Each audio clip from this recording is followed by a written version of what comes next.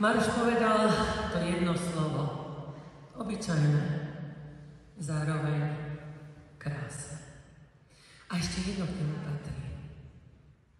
Je to slovo prosím.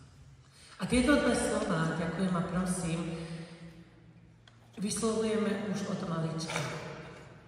A rodičia nás je naučili vyslovovať, aby sme nimi vyjadrili, že niekoho máme radi, že si ho vážime, že sme mu za niečo vďační a že niečo pre nás znamená.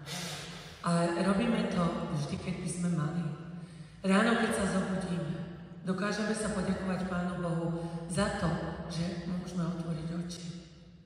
Vidieť tento svet, slnko, úsmevy svojich detí, tvári svojich blízkych. Robíme to. Nezabúdame na to. Dokážeme poďakovať za to, že sme stretli dobrého človeka, že sa nám niečo podarilo. Robíme to.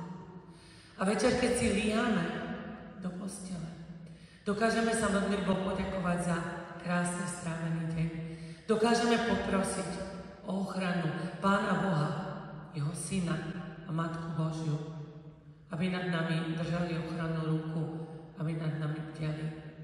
Prosím, nezabúdajme na tieto krásne